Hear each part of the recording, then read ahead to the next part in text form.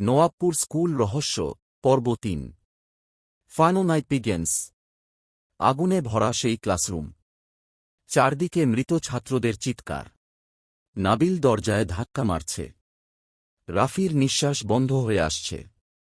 আর সামনে দাঁড়িয়ে সেই ভয়ঙ্কর শিক্ষক। তার শরীর পুড়ছে, কিন্তু মুখে অদ্ভুত হাসি। কেউ এই ক্লাস থেকে বের হতে পারে না। হঠাৎ পুরো রুম কেঁপে উঠল। দেয়ালের রং গলতে শুরু করল। মনে হচ্ছিল পুরো স্কুলটা জীবন্ত হয়ে গেছে। ঠিক তখন সেই পোড়া ছোট ছেলেটা রাফির হাত ধরে চিৎকার করল। পিছনের জানালা। রাফি আর নাবিল দৌড়ে জানালার দিকে গেল। কিন্তু জানালার বাইরে যা দেখল, তাতে তাদের শরীর ঠান্ডা হয়ে গেল। বাইরে কোনো স্কুল নেই, শুধু অন্ধকার, অসীম কালো শূন্যতা। মনে হচ্ছিল স্কুলটা আর পৃথিবীতে নেই। হঠাৎ শিক্ষক ধীরে ধীরে তাদের দিকে হাঁটতে শুরু করল। ঠক ঠক ঠক। তার প্রতিটা পায়ের শব্দে মেঝে কাঁপছে। তোমরা এখন আমার ছাত্র। তারপর মৃত ছাত্রগুলো ধীরে ধীরে দাঁড়িয়ে গেল। তাদের পোড়া মুখ, কালো চোখ, আর একসাথে তারা বলতে লাগল, স্যারের ক্লাস কখনো শেষ হয় না। নাবিল ভয় পেয়ে কাঁদতে লাগল। আমরা এখান থেকে বের হব কিভাবে? ঠিক তখন ছোট ছেলেটা বলল, স্যারের গোপন রুম খুঁজে বের করতে হবে। রাফি বলল, কোথায়? ছেলেটা ধীরে ধীরে আঙুল তুলল। স্কুলের নিচে। হঠাৎ পুরো ক্লাসরুমের মেঝে ফেটে গেল। রাফি, নাবিল আর সেই ছোট ছেলেটা নিচে পড়ে গেল। ধপ। তারা একটা অন্ধকার জায়গায় এসে পড়ল। পুরনো গন্ধ, চারদিকে মরিচা ধরা আলমারি। মনে হচ্ছিল এটা স্কুলের গোপন বেসমেন্ট।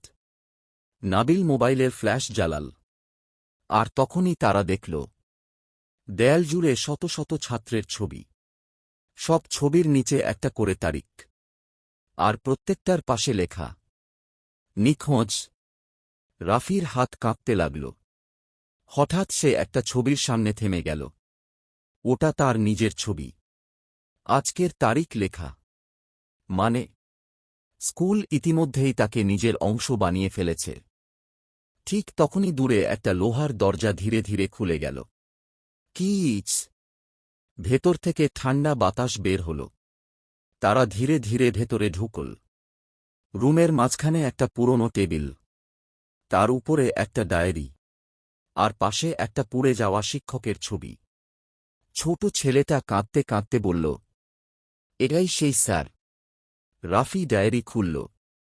প্রথম পাতায় লেখা, ছাত্ররা আমাকে ভয় পেত, কিন্তু আমি চেয়েছিলাম তারা চিরকাল আমার সাথে থাকুক। পরের পাতাগুলোতে ভয়ঙ্কর সব লেখা। আজ প্রথম ছাত্রকে আটকে রাখলাম। আজ তারা পালাতে চেয়েছিল। আগুন সবকিছু সহজ করে দিল। নাবিল কাঁপা গলায় বলল, মানে, স্যার নিজেই আগুন লাগিয়েছিল? হঠাৎ পেছন থেকে সেই ভয়ঙ্কর কণ্ঠ ভেসে এল, কারণ ওরা আমাকে ছেড়ে যেতে চেয়েছিল। রাফির বুক থেমে গেল। ধীরে ধীরে তারা পিছনে তাকাল। শিক্ষক দাঁড়িয়ে আছে, কিন্তু এবার সে মানুষ না। পুরো শরীর কালো ছাইয়ে ভরা। চোখ থেকে আগুন বের হচ্ছে। তার চারপাশে মৃত ছাত্রদের ছায়া ঘুরছে। এখন তোমরাও থাকবে। হঠাৎ পুরো বেসমেন্ট বন্ধ হয়ে গেল। চারদিকে আগুন জ্বলতে শুরু করল। ছোট ছেলেটা চিৎকার করে বলল, ডায়েরিটা আগুনে ফেলো। রাফি দেরি না করে ডায়েরিটা আগুনে ছুঁড়ে মারল। হঠাৎ শিক্ষক ভয়ঙ্কর চিৎকার দিল, না! পুরো স্কুল কাঁপতে লাগল। দেয়াল ভাঙছে। মৃত ছাত্রগুলো একসাথে চিৎকার করছে। তারপর এক এক করে তারা ধোঁয়ার মতো মিলিয়ে যেতে লাগল। ছোট ছেলেটা হাসল, এই প্রথম আমরা মুক্ত। তারপর সেও অদৃশ্য হয়ে গেল। হঠাৎ সব শান্ত। আগুন নেই, চিৎকার নেই, শুধু অন্ধকার। পরদিন সকালে পুলিশ স্কুলের ভেতর থেকে রাফি আর নাবিলকে উদ্ধার করে। পুরো স্কুলটা রহস্যজনকভাবে পুড়ে গেছে। কেউ বুঝতে পারল না আগুন লাগল কিভাবে। সরকার স্কুলটা চিরদিনের জন্য বন্ধ করে দেয়। সবকিছু শেষ হয়ে গেছে মনে হচ্ছিল, কিন্তু আসল ভয় তখনও বাকি ছিল। কয়েকদিন পরে রাফি নিজের বাসায় বসেছিল। হঠাৎ তার ফোনে একটা আননোন নম্বর থেকে ছবি আসে। সে ছবিটা খুলে জমে গেল। ওটা নতুন একটা স্কুলের ছবি।